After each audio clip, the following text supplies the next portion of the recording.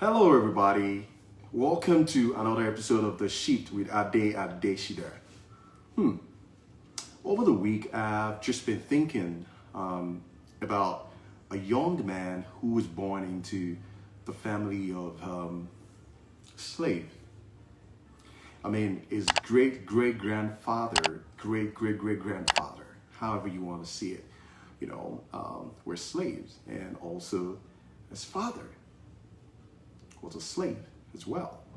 Apparently, this was actually in the 18th century. Apparently, he was a young, brilliant man who decided he wanted to change the course of life for himself and his next generation. What happened is that even in the time this man's name is Garrett Morgan, Garrett Augustus Morgan Jr. Actually, he was born in March 4th, 1877. So he decided he was going to change the course of life for his own generation, his next generation. He never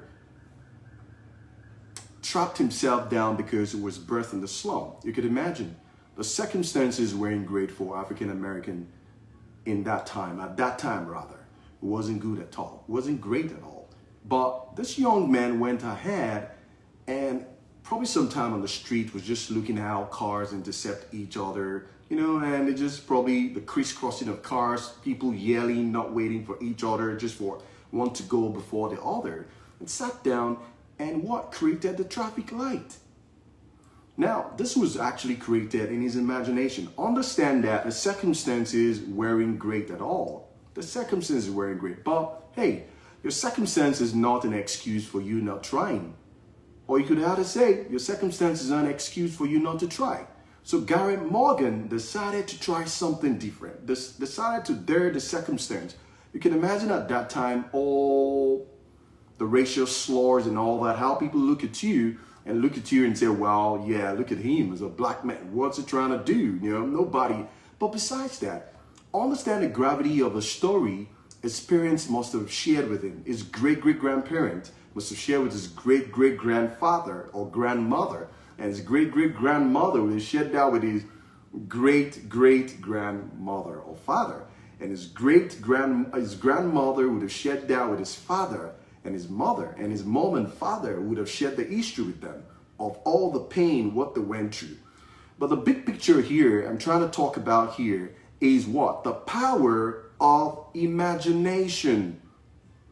The power of imagination. Hey, people can hold you down. The government of a country can hold you down. Your government, whatever country, whatever geolocation you are, could hold you down. They could create a curfew. They could do all sorts of things. Even your parents could tell you, hey, you can't go out at this time. You got to be home by 9 p.m. at night or 7 p.m. because you leave them and all that. But one thing nobody can take from you, one thing you have the freedom of that nobody in this world can take from you is the power to imagine. And that was what Garrett Morgan did. And he was born 1877. You can imagine, even in the midst of terrible time of all time you can ever think about when it comes to slave and all that. There was nothing, there was no opportunity, there was no chance. Everything around him speaks negative, yet he decided to change the course of his future, of his life, of his next generation, right? He dared to believe. So I say, if you can imagine it, you have to believe it. When you believe it, you will be it. Remember, as a man thinketh, so is he. As a man thinketh, so is he. Nobody can hold you down in terms of how you can imagine. You can think about the world. The great men of this world, the great inventors of this world have created great things. Why? Because they could imagine it. They can imagine it. You can see it's a powerful tool. It's a powerful gift you have that God has given to humans, the power of imagination. So Garrett Morgan decided to imagine, and look at what happened. In 1923, he created the traffic light. So today, we're enjoying that.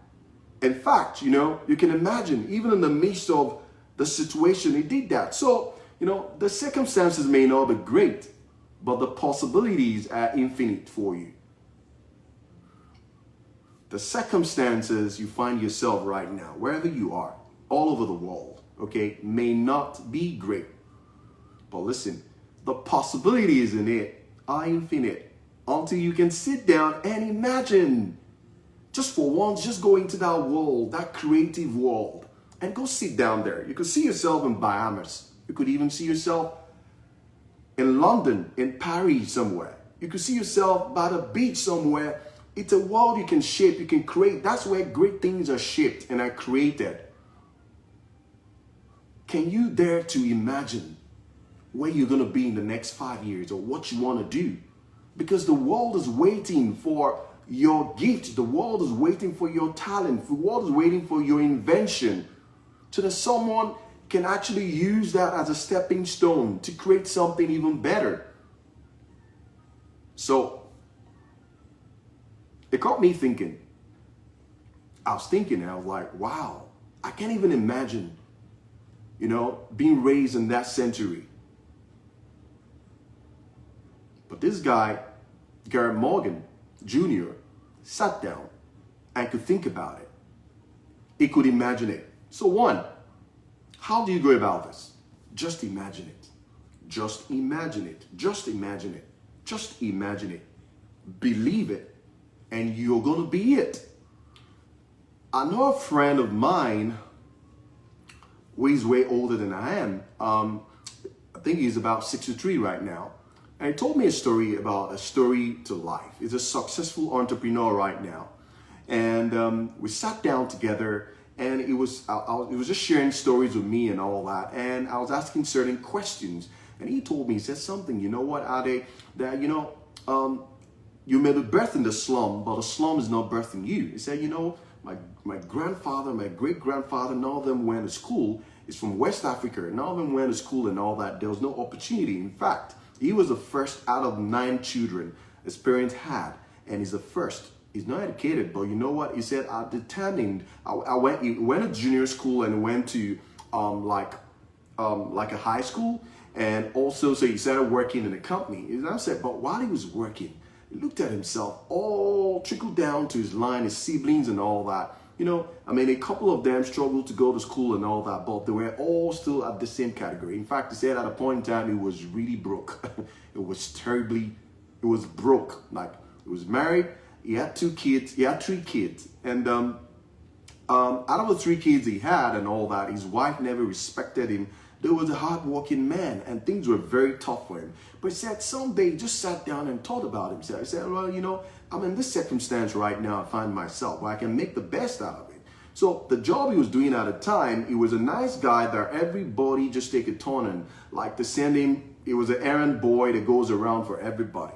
And he said someday he watched a movie, and the movie changed his life. He said he now started believing that, well, only if he could see himself. He started seeing himself in the United States. This was years back, like 30 years ago. He started seeing himself, and every day, so he watched the movie about coming to America, and so he saw a part in the movie, and he decided to just crop that picture and just paste it in his room. So he said he had a part of it in his wallet, in his pulse, in his wallet as well. So he keeps it. So every morning when he wakes up, he looks at it, and every night when he's going to bed, he's going to look at it and like, well, for a second, he's just going to think about it. And like he sees himself in America, in the street of America, just there, saying all the slangs and all that, just talking like an American and all that. So he said he was excited about it. He said he tells his friend, all his friends that, man, someday I'm just going to be there, man. Someday I'm going to be in Europe or America, and this is what's going to happen. And he said that years passed on, 5 years, 10 years, 15 years, and where he was working someday, because he likes to dress, like an American as well. And he said someday, everyone where he worked who looked at him and just they just laugh at him like, you joker, where are you going, man? Come go get us something, errand boy and all that. This was a full-grown man. And he said at a point in time, so there was this lady where he worked, and the husband actually was a very nice man. So everybody actually would always tease him and say, well, oh yeah, that's his wife and all that, like some sort of jokes and all that. And they really liked each other, and he likes everybody because he was nice to everybody. And he said someday an opportunity came up for them. They were going to train people, send people over to come train them and see how they can train them and make them. And he said before then, 2 years before then, his wife left him because he had no job. Because at the time, the job he had, that was a current job he had, wasn't really paying well. So she left him, and she left. But he said that really broke him down and all that. But he never let that, deter him from where he was going. He said what consoled him was actually the picture he sees every night, he looks at. So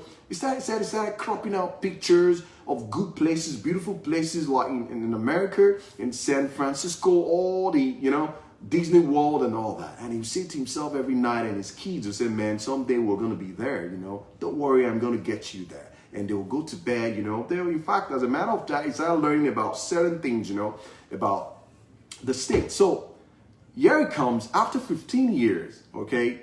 A man came, the woman where he worked, who happens to be his colleague, the husband had a training for the company and all that. And they were going to take people who were, he was just a janitor and a paper boy where he worked then. And, because it was so nice to this woman, and the woman recommended him to the director. And he said, man, if we can train this man, because he has the attitude, and he thinks big, I think he can do it. And what happened?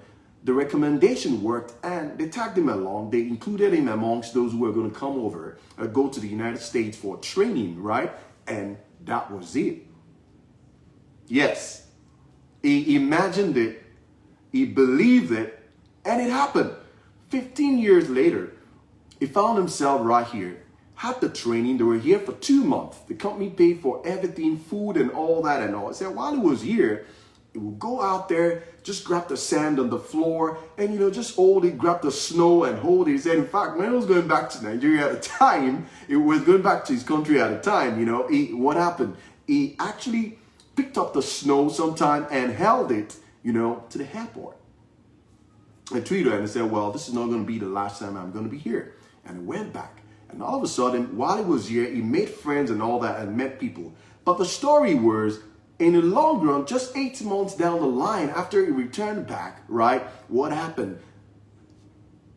He found himself back here. And ever since then, has been here for over 17 years now. Over 17 years now. He's been in the States, right, doing great things. Now, this man is an entrepreneur. He owns about 2 companies, successful companies, and is doing great with his kids. So you got to imagine it. Just imagine it. Nobody can deprive you of that. Nobody can hold that or take that away from you. Okay? They can tell you no. Understand that. People would always tell you no. People would always tell you it's never going to happen. People will tell you reasons. They'll give you 1 million reasons why it cannot happen. But just remember this, the circumstances may not be great, but the possibilities are infinite. The circumstances may not be great, but the possibilities are infinite. So if you're watching from wherever you're watching right now, I want you to just say this with me. I am possible. Now you're going to include your name in that. I, Ade Dire, I am possible. I can do all things. I can do all things. I can achieve anything in my imagination. I will imagine. I will believe it. And I will be it. Okay, if you said that, good for you. Because you know what? If you can imagine it, you have to believe it for yourself. Not for anybody. Not for your mom, not for your dad, not for your friends, not for your folks, not to impress nobody. But if you can imagine it, you should believe it. When you believe it, you will be it. As a man thinketh, so is he. As a man thinketh, so is he. Let's go back to Gareth Morgan. Gareth Morgan, even in that terrible circumstance, in those days in the 18th century, you may be birthed in the slum, but the slum is not birthing you. It doesn't matter where you come from. I don't care where you come from.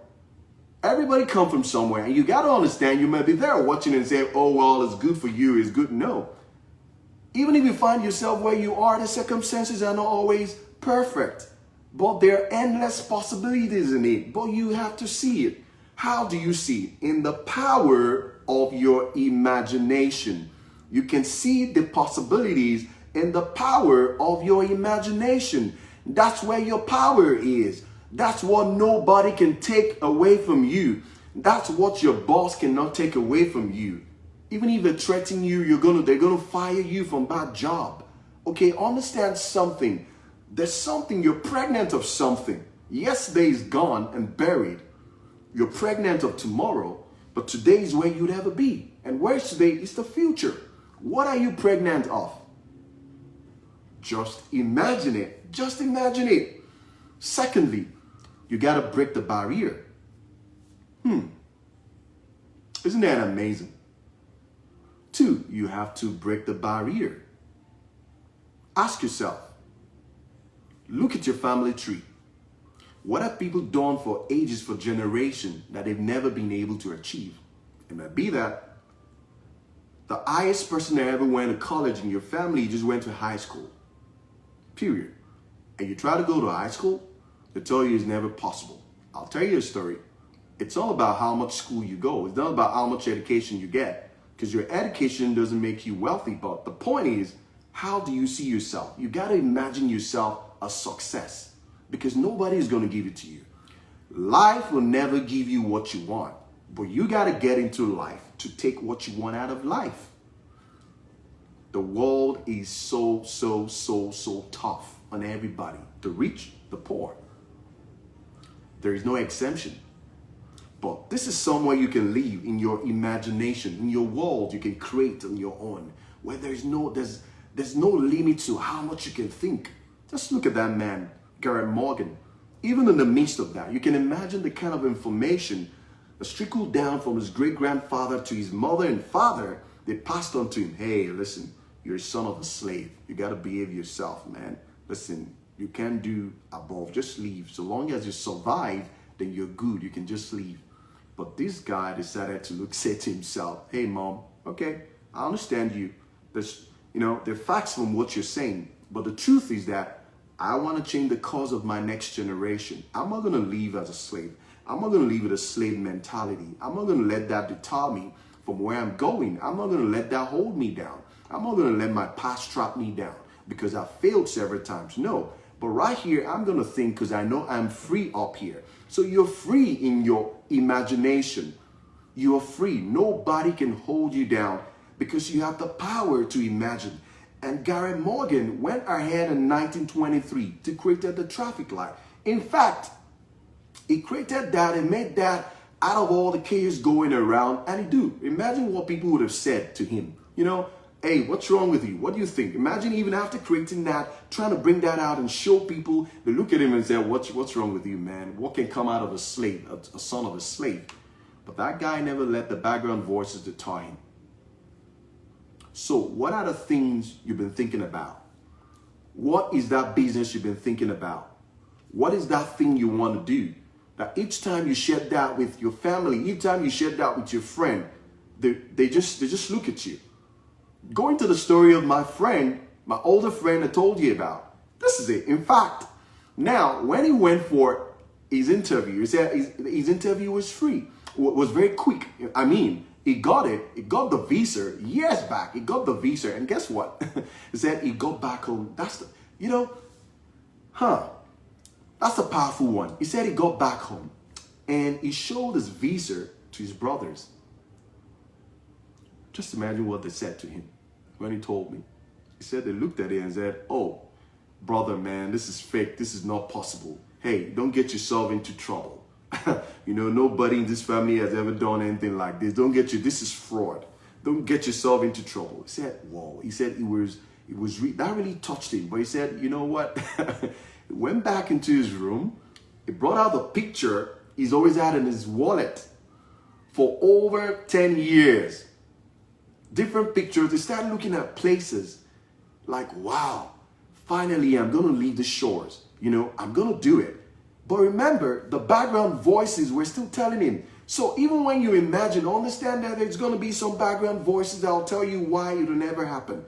And It's okay. Those actually emerge from your circumstance. Those emerge from probably your foundation. You can't let that hold you down.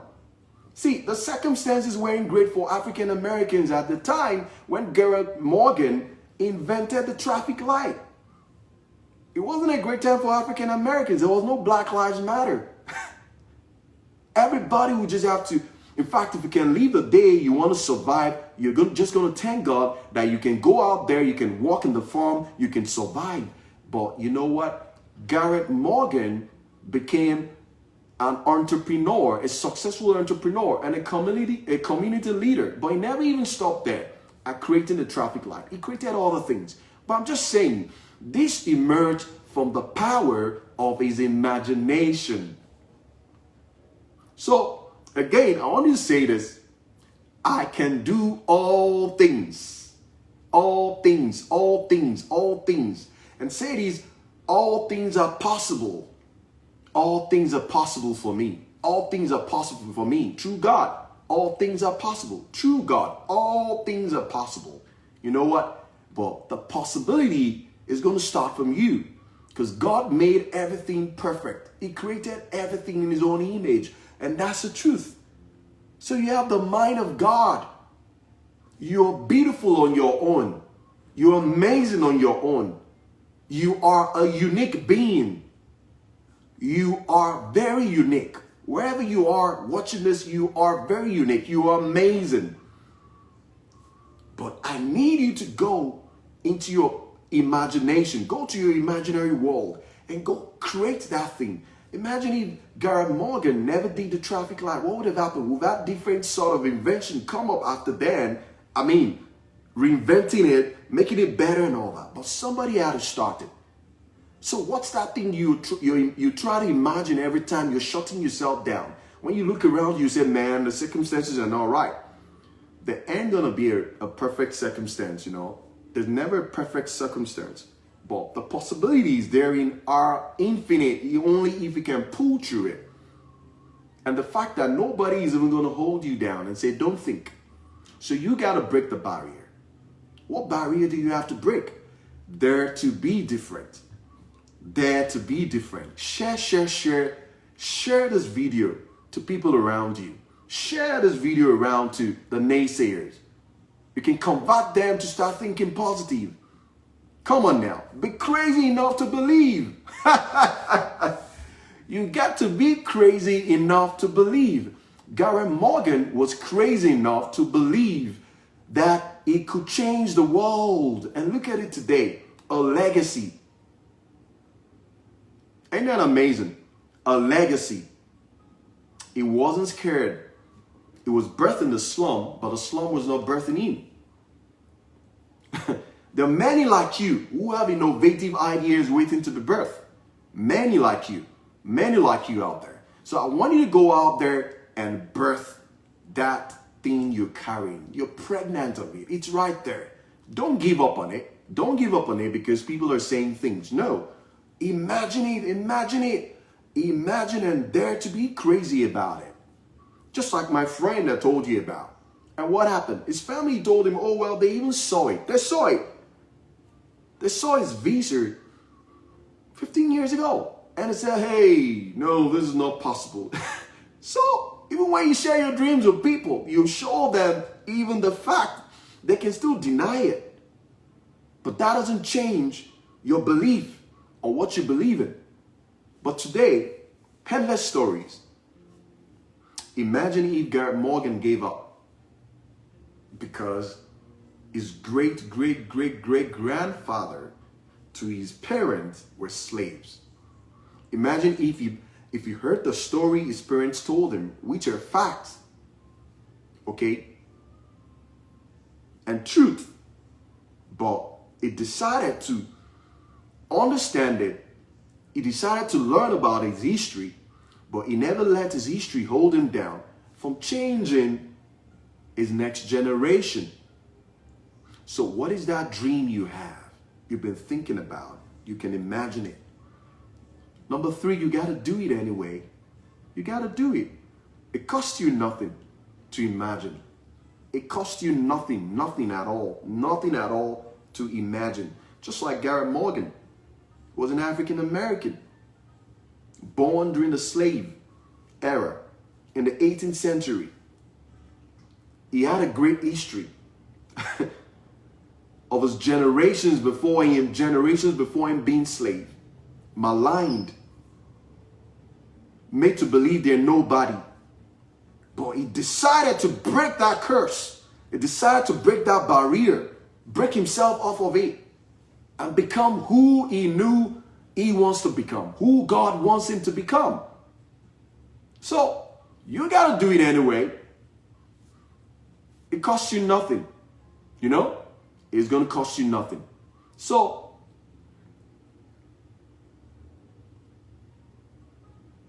are you going to do it? Will you do it? Are you going to dare to be crazy? Dare to be crazy enough to imagine it's a great world out there. And I see you on top, okay?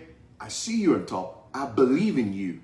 And this will happen for you only when you believe. Remember, your thoughts create your belief. Imagine it. It's going to create a belief and believe it. Your belief will create a conviction in you that yes, I believe it and I'm convinced this is going to work. Although I can imagine it, but I'm convinced it's going to work. Your conviction is going to create a perception of a winner, of a great man in you. Your perception will create your attitude. The attitude that, well, I know it's right in my imaginary world, but it's going to come to pass. And your attitude will dictate your behavior, just like Garrett Morgan.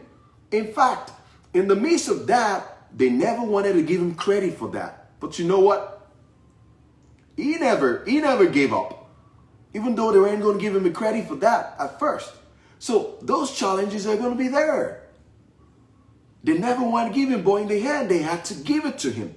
Imagine if he had stopped.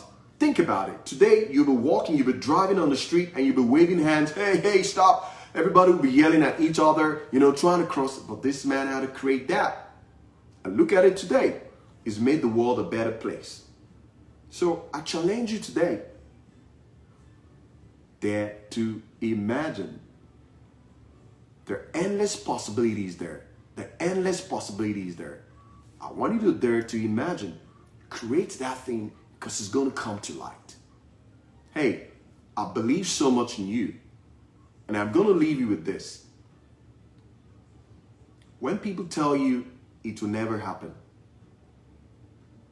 don't react. You only have to respond by the possibilities in what you're doing.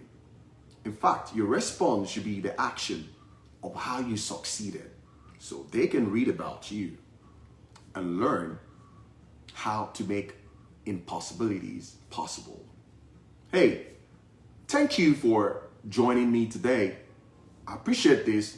Share this, watch it again, and make the world a better place. Again, my name is Ade Adeshida. Dare to imagine. See you again next week Sunday, and bye for now. And keep winning. Bye.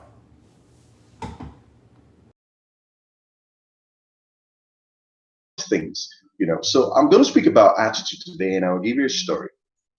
I once remember back in the days, some years back, and I was flying from a country to another country. All right. So at the time, I was doing a little bit of business, and I needed a job then, and also, so I met this guy and his wife on the airplane, right? And okay, so I was fortunate to be sitting around the door. Of course, there's a whole lot of space. It was an economy ticket, so there's a whole lot of space. You get a seat around the door. And this man was with his wife, actually, and she was pregnant, heavily pregnant. So I think for some reason, he just walked up to me and said to me that, oh, well, do you mind helping us with your seat? Because my wife is having cramps. I don't know, for some reason. She's not due yet, but not anywhere close to it. She's about 7 months, but based on what we are seated on the plane, right? She can't stretch her legs so very well and all that. And the guy in front of us was just being, you know, a bit funny. So if you can, so there was a free seat beside me as well. Okay. So I guess the person going on the flight as well didn't come for it, right? So it was empty. So I was the only one there. So it was going to be two. And I said, so actually, he asked the guy before me, the guy behind me on the other side, okay, on the other wing of the airplane about giving up the seat. And the guy said, no, I can't do that, man. No, I really want to have, the attitude was just negative, and I was sitting on the other side and I looked at it. I looked at the whole situation. I understand. I mean, you bought the ticket. Of course, you want to sit where you want to sit. That's true. And it belongs to you, right? But again, there's several ways to say no, in my opinion. And the two ways you want to say no to people, you can say no, no. And you can say, oh, I'm sorry, I won't be able to help you at this time. You better polish it. You're being constructive about it. So these older guy just said to them, well, grumpily that, well, he couldn't do that. No, he can't just do that and blah, blah, blah. So then the man looked at me on the other side. Then, I just put up a smile. And I think that was what attracted him to me. And then he walked up to me and was like, sir, I would like to ask you, my wife is really, really in pain. We're seated back there on the B aisle and she needs to stretch her leg. And I was thinking if you could just release your seat and all that. And so she can just manage for a couple of hours and we'll go back to the seat. And I looked at him and I was like, okay, first of all, this woman is pregnant, why don't I just do it? And I decided to do it. Not waiting for anything. I'd even make up my mind in trying to exchange seats later, maybe when she gets a relief from the pain and all. I did that and I left. Um, so when we had a stopover, everyone came down and we had to just go get something in Abu Dhabi. And the restaurant. So I sat down. I was having a drink and all, and I ordered for Coca-Cola, right? And they ordered for something, and they were talking. So I could see them from the other side of the seat, looking at me, staring at me, and the wife was just, smiling all through the way. And I was like, okay, well, that's great, no problems. So we finished the whole thing, and we had a board. We got on board the plane as well, and we went back into the plane. So they obviously went back to my seat, and they sat down. So I was okay with where I was because I was fine anyway, and I sat down to the end of the airplane. So when we all got to a destination, this man walked up to me and gave me a card. He gave me his card, and we exchanged cards actually, and was like, "Thank you so much. I'm so grateful." And the wife looked at me and she was saying, "Thank you so much. Thank you so much. God bless me." Never knew. And for me, it was just a minor thing, helping somebody change it. Not even somebody. She's pregnant. They're two in one, right? So I had to do that. And when I did that, I felt good, and I went back. But this is my point. So 2 years later, 2 years later, 2 years later, I went for an application, a job application somewhere. And guess what? The same man I met on the plane happens to be the director of the company. The same man I met on the plane, on the airplane, I gave my seat for, or to rather, you know, actually was a director of a company. I was trying to beat for it. I was beating out for a contract to help them do some stuff, and project management and all that. And guess what? There were a lot of people there. About five people were there also that applied for it because you have to apply online and you can track it, you can check it on the project. But long story short was two, three people were in there for the interview before me, before myself and my team. And after they left, I went into the room and also were all seated for the interview, right? And I just saw this man walked in. And as soon as he walked in, they were like, introduce yourself and all that. I tried to introduce my name. He actually called my name from the first to the last and said, welcome, Mr. Deidre Adeshir. Wow, nice having you and all that. What brought you here? Can you tell us about yourself? And then I just went in, I began, we explained, we did our presentation, of course. And you know what? As we're stepping out the door, he just called back and said, "Can you give me a minute, sir? Once we're done with this interview, about 30 minutes, and I would like to talk to you." And after the whole interview, the fifth person was interviewed. He called me into his office and his team as well and said, "Well, right now, right away, go give this man this contract." And bingo, that was how I won the contract. That was how my team won the contract. It's a mega one. So what am I trying to say? I don't know if that story is helping someone. Is that attitude is everything. Attitude is everything. You know, a whole lot of people today want to be successful, but one of the success nuggets of being successful, you have to realize, no matter how much you pray, no matter how much you fast and walk and do whatever you want to do, no matter the skill you got to have a good positive attitude. You need to have a positive attitude. Listen, you know, in life, everything we do, even with our family, our immediate family, and all everyone around us, people around us, friends, colleagues, and what not, right? It's about how you deal with people. It's about how you open up your heart to people. And I say this to people. If you would agree with me, agree with me. But I want to believe that's based on my perception and my belief. Okay, that when you know whose you are and you truly come to accept you for who you are, you don't need to prepare or build yourself with confidence because confidence would exude you. I'll say that again. When you know whose you are and you accept yourself for who you truly are, you don't need to practice to be confident because confidence would exude you naturally and people can feel it. It's like that. So sometimes you go for interviews, you go to places, you walk with people, you're even trying to help people, and people look at you. People look at you, and your attitude already speaks a lot about you, first of all, because understand that the world looks at the outward appearance. Isn't that funny? The world looks at the outward appearance, you know. So you got to put up that smile. You got to put up that, you got to, it has to come out from the bottom of the heart, the chapel of the cathedral of your heart. You got to be natural about it. One of the reasons why a lot of people, have the wrong attitude is because they don't have the self-esteem. But you know something? You need to understand that you are who you are and accept you for who you are.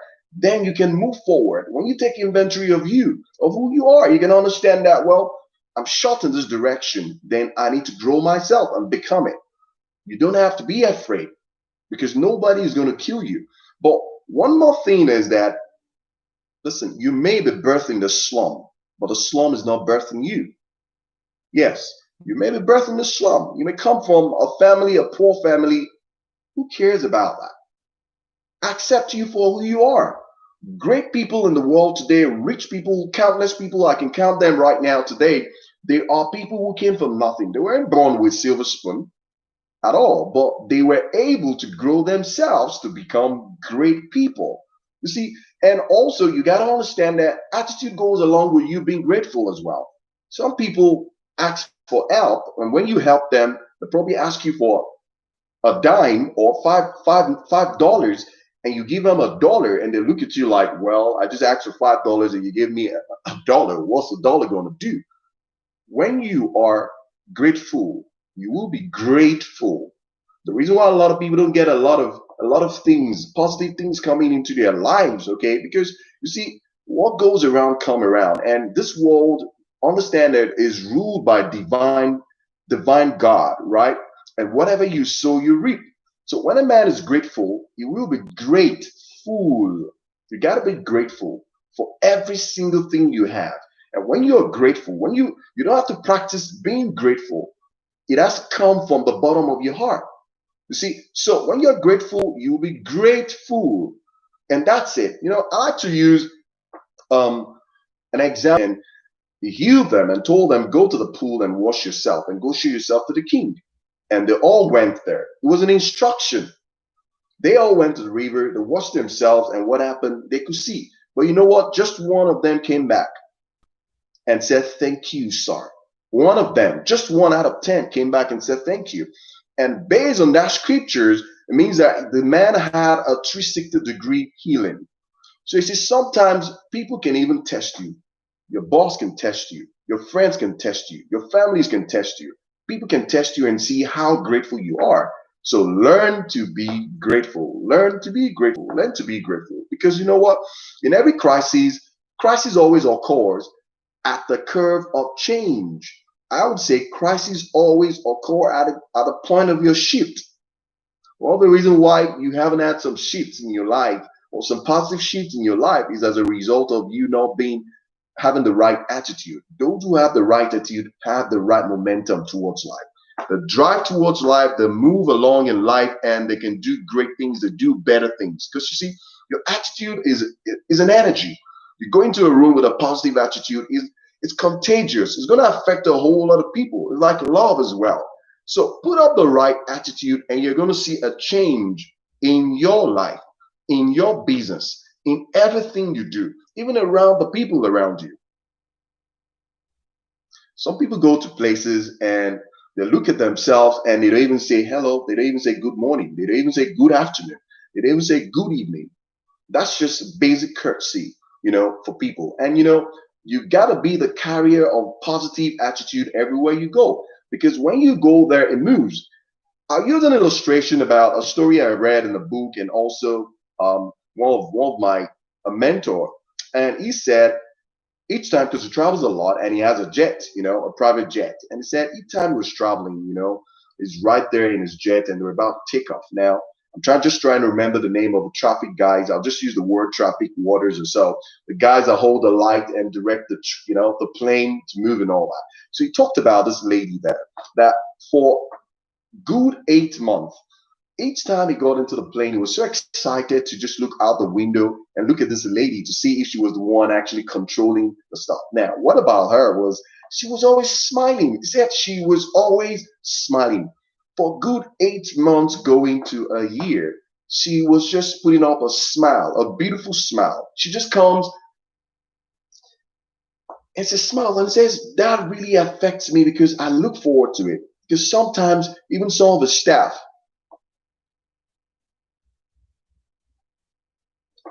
it says sometimes some of the staffs are like, well, you know what? Hey, listen, I am going to help you. I am going to help you. I'm going to, they get him upset. And when you get on the plane, his attitude is changing. But as soon as they're about to take off and he sees that lady, it becomes very happy. And guess what he did? He said, at the end of the 10th month, his secretary, his PA actually was going to be getting out of work. She was resigning, and also she had a very, very, very, very, negative attitude most of the time. And what happened? He said, at the end of the 10th month, they get to the airport, and he was on a plane, and he was about traveling. And the next thing that happened, he saw this lady again. He had no choice than to find out the name of the lady and employ the lady as his PA. When she came for interview, she was busy smiling again, and he said he just busted into laugh as well. And they went into the interview. Within 20 minutes, he knew he was going to employ her anyway before then, but he just wanted to hear from her. All because she smiled a lot. So you never know. You don't have to prepare for that interview. You don't have to prepare and do everything. Yeah, it's okay for you to prepare because you got to know your audience. You got to know what you're doing. Nobody wants to employ anybody who doesn't know. But at the same time, the world is driven right now by customer-centric people. So your attitude is everything. Your customer walks in or whoever you interrogate. So we all have customers every day. You don't have to be in a customer service business. You don't have to be in sales business. Even at home, you recommend, you work with people, a lot of people, your friends. You're actually serving them. And this lady got the job on the platter of gold, and she was making more money than ever. Also, remember, she started traveling a lot, all over. She's been to over. I've had the opportunity and grace to meet her one-on-one. She's had the opportunity to go to at least 36 countries in the world. Wow, imagine that. 36 countries in the world. Just by what? Smiling. Look at yourself wherever you are right now. I just want you to smile at yourself. Try and get a mirror. Get a mirror and look at yourself in the mirror and just smile. You can rehearse that. You can practice it. Smiling. You know, that's just something to make you smile. There's something to make you happy. I tell people, there's always something. I'll tell you why. You got to have the right attitude. There's always something to make you smile. There's something. Look at it. We all slept last night, right? And what happened? A whole lot of people, or some people, never woke up today. Are you better than them? Are we better than them? No. But we have the grace, the favor of God to be awake today, to go take a shower, look yourself in the mirror, touch up yourself, look good, do your makeup, smile. Why don't you want to smile? Because you never know, that smile you give could change somebody's world just by having the right attitude, by smiling. I've seen this happen over the years, times without number, times without time and time without number. I've seen someone walk up to me and say, you know what? Could you just say, you're looking very beautiful in that dress. That made my day. She literally told me that, listen, in the last couple of 8 months, I haven't had anyone told me that. I haven't had anyone tell me you look beautiful in your dress. And I'm like, really? You never know. But she said it herself. I've seen guys also come and say, well, man, listen, I've never had anyone appreciate me this way. Talk to me like you know me. Thank you for sharing that word. Just a word. We're going to make the world better. You're going to make the environment around you better. The world right now is full of a lot of hate. It's full of a lot of depression. A lot of people are depressed not because they don't have money. I've seen wealthy men who are wealthy. I mean, wealthy men, they're still depressed. Why? Because they have nobody to play with. Yes, they have nobody to play with. Yet they have all the monies in this world. I said so. Wealthy men. What's the essence of you having money and you don't have people around you? Listen, money is a tool. Money is a tool. It's not a goal. Money is just a tool. It's not a goal. So when you have money, you can use that to affect people, not by giving people money everywhere, just being like, just being like Sanders, giving money everywhere like Sanders. No, no.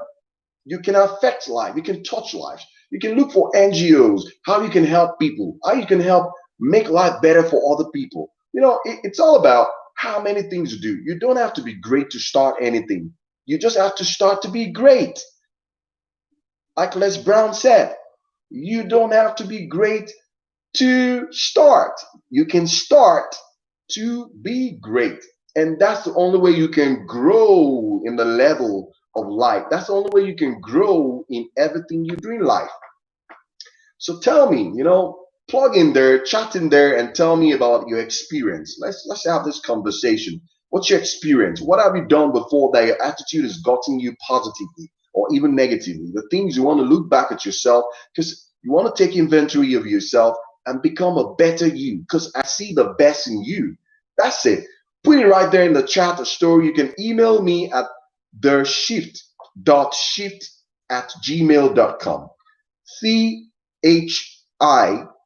I'm sorry, THESHIFT,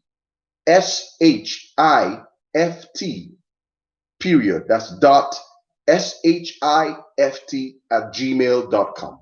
Email me, put it in the chat list there. Let's talk about this. Share this video to people. Let's talk about attitude, because everything. We're going to talk about this for a while, and we'll see some things, how attitude can get you from one position to the other.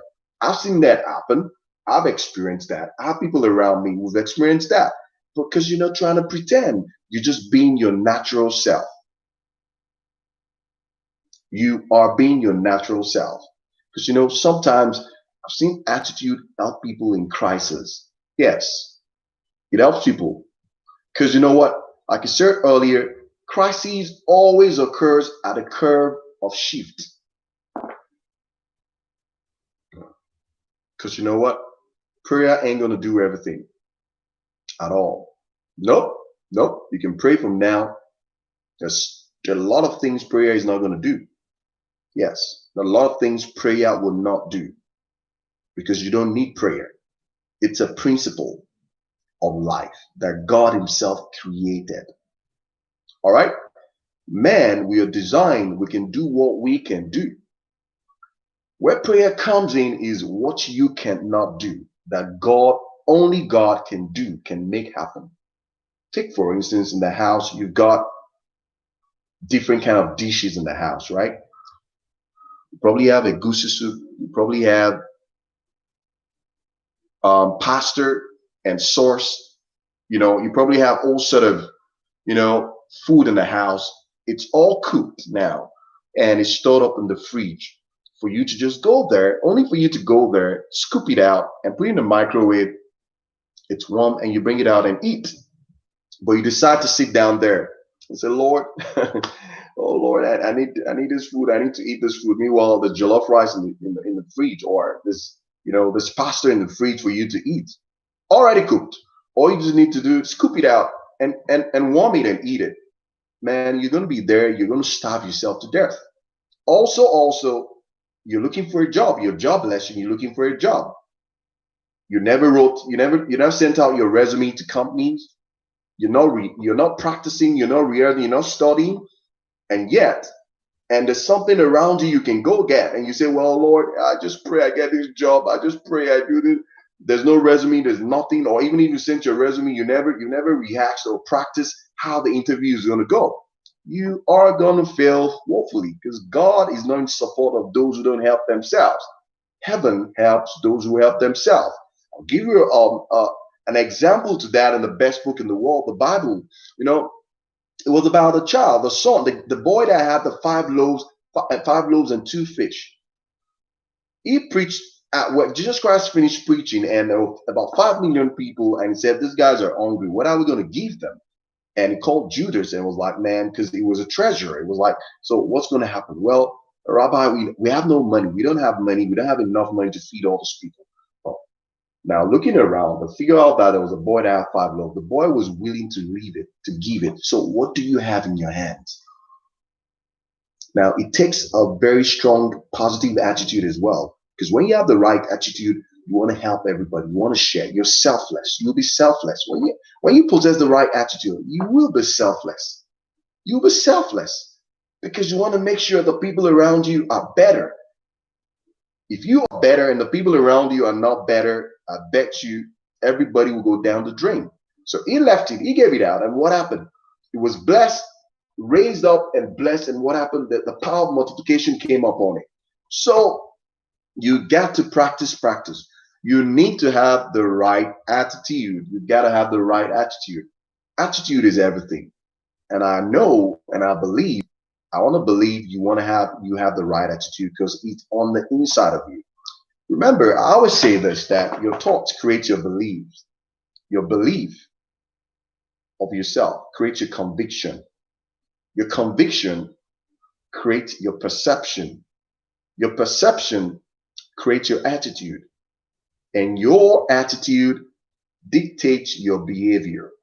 Your thoughts create your belief. Your belief creates your conviction of yourself. I know who I am. You truly believe in yourself. You accept yourself for who you are. Your conviction of yourself creates a perception that you are the king's kid. You can go out there, you can do anything. You can do all things through God, through Christ that strengthens you. Your perception creates your attitude. Your attitude creates your behavior. Your attitude dictates your behavior. So it's your thoughts, belief, conviction, perception, attitude, and behavior. There's 6 keys to life.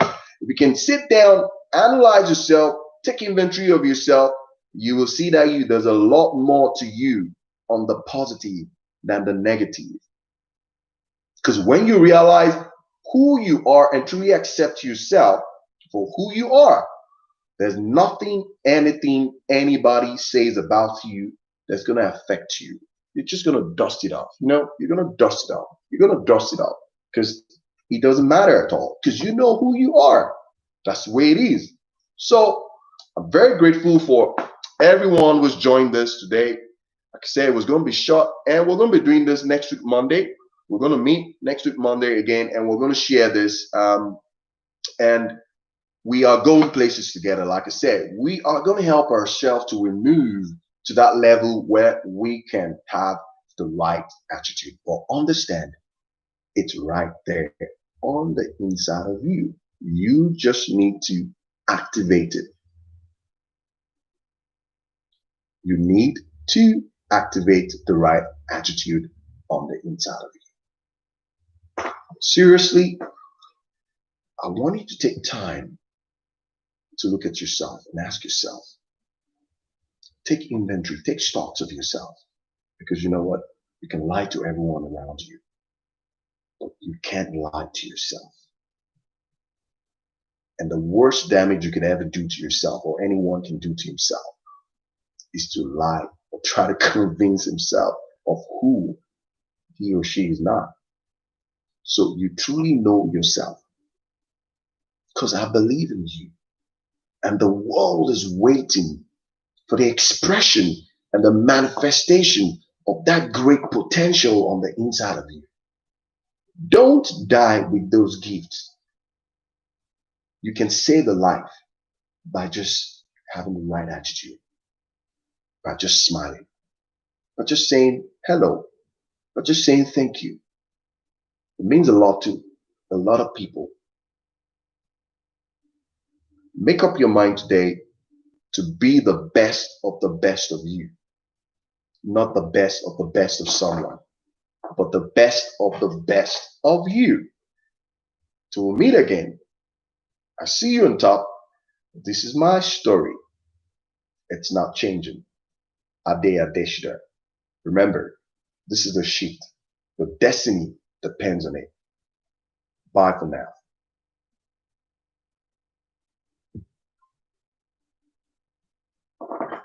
Thank you.